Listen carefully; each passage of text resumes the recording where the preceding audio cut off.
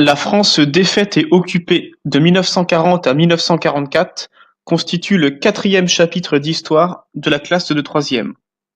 Le chant des partisans d'Anna Marly, Maurice Druon et Joseph Kessel est devenu l'hymne de la résistance française durant l'occupation allemande. En effet, les résistants avaient pour habitude de siffler l'air ou de le chanter. En Italie, on retrouve le même phénomène avec le chant Bella Ciao. La problématique de ce chapitre est double. Quelles sont les conséquences de la défaite et de l'occupation de 1940 à 1944 en France? Comment l'État français organise-t-il une politique de collaboration avec l'ennemi? Et comment dans le même temps s'organisent les résistants pour lutter contre les troupes allemandes? Le maréchal Philippe Pétain, héros de la Première Guerre mondiale, devient président du Conseil le 16 juin 1940. Il demande dès le lendemain aux Français à la radio de cesser les combats. Il annonce qu'il est en train de négocier l'armistice avec Hitler. En effet, la France a connu une lourde défaite militaire face aux soldats allemands et les populations civiles connaissent l'exode. Le 18 juin 1940, Charles de Gaulle lance son appel à la BBC, la radio de Londres. Il appelle notamment à poursuivre le combat. Quoi qu'il arrive, la flamme de la résistance française ne doit pas s'éteindre et ne s'éteindra pas. Charles de Gaulle refuse donc la défaite et va ainsi devenir le chef de la France libre. Les conséquences de la signature de l'armistice sont très nombreuses et terribles pour la France. En effet, le pays perd l'Alsace et la Lorraine, tandis que l'armée allemande occupe le nord de la France et la partie atlantique. Enfin, le gouvernement français s'installe au sud de la ligne de démarcation et plus précisément dans la ville de Vichy. Les conséquences sont également économiques. En effet, la France doit entretenir les troupes d'occupation allemandes à hauteur de 400 millions de francs environ par jour. Les conséquences militaires sont également omniprésentes pour la France. En effet, les forces armées françaises ont supprimé, seules de petites troupes chargées du maintien de l'ordre intérieur sont autorisées. Tout l'armement français est livré à l'Allemagne. Et enfin, les prisonniers de guerre restent prisonniers en Allemagne. Enfin, dernière conséquence et pas des moindres, la conséquence politique.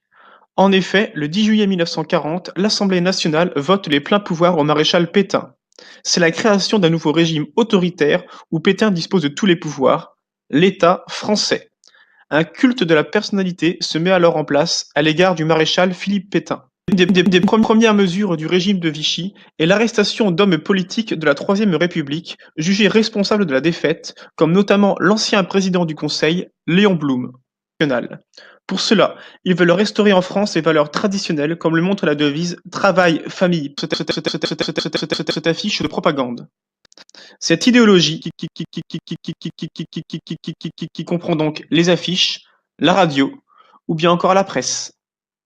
Les conditions de vie des Français sous l'occupation sont très difficiles.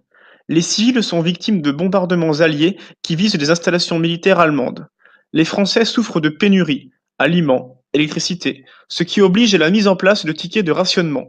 Des ersatz se mettent en place, comme le topinambour qui remplace la pomme de terre. Pétain et Hitler se rencontrent en zone occupée à Montoire le 24 octobre 1940. Pétain serre la main d'Hitler. C'est le début de la politique de collaboration entre la France de Vichy et l'Allemagne nazie.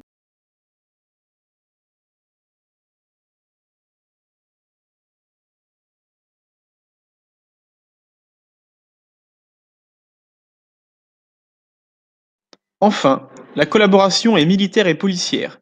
Militaire car certains Français vont même s'engager pour combattre aux côtés de l'armée allemande sur le front de l'Est. On parle des LVF, les Légions de volontaires français. Et une collaboration policière car dans un climat de peur, Pétain crée la milice pour traquer les résistants et les juifs. Le régime de Vichy est ouvertement antisémite, comme le prouve la promulgation des lois à l'égard des juifs. Les Allemands demandent alors aux Français d'évacuer les Juifs restant dans leur pays. C'est ainsi que le 16 juillet 1942, des gendarmes français arrêtent plus de 10 000 Juifs, dont 4 000 enfants, qui sont entassés dans le vélodrome d'hiver parisien. Les Juifs sont alors transférés dans des camps d'internement, comme à Beaune-la-Rolande, dans le Loiret. Les Juifs survivants sont déportés à Auschwitz, en Pologne. Cet événement s'appelle la rafle du Veldiv, car les Juifs vont être entassés dans le vélodrome parisien avant d'être transférés dans des camps d'internement comme à Beaune-la-Rolande, pour ensuite être envoyés à Auschwitz. Les résistants ont des profils totalement différents. On retrouve des hommes, des femmes, des jeunes, des moins jeunes. Pour la plupart, ils sont engagés en résistance à cause d'un événement personnel, comme la perte d'un proche, ou bien encore la critique de la politique du régime de Vichy, qu'elle soit antisémite ou collaborationniste. On retrouve deux grandes sortes de résistants. Les membres des FFL, les Forces françaises libres, qui ont rejoint le général de Gaulle à Londres pour combattre, et les FFI, les Forces françaises de l'intérieur, qui sont les résistants présents dans l'Hexagone et qui mènent des missions dans l'ombre. En effet, les résistants agissaient secrètement et savaient qu'ils risquaient de se faire torturer et de mourir s'ils se faisaient arrêter. Si la résistance, comme on l'a dit, fut composée d'hommes et de femmes dont la plupart sont restés dans l'ombre, certaines grandes personnalités sont apparues aux yeux du monde, comme Lucie Aubrac ou encore son mari Raymond.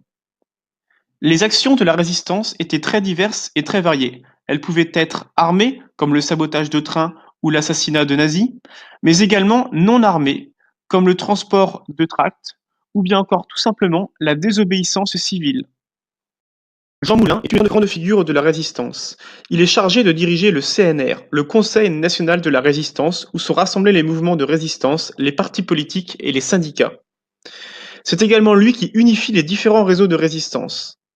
Jean Moulin est arrêté et torturé par Klaus Barbie de la Gestapo de Lyon. Il meurt le 8 juillet 1943 sans avoir parlé. Le 6 juin 1944, les Alliés débarquent pour libérer la France, avec l'aide sur place des FFI. Les Allemands battent en retraite en commettant des massacres comme à Oradour-sur-Glane, où plus de 600 civils français sont tués dans des conditions atroces.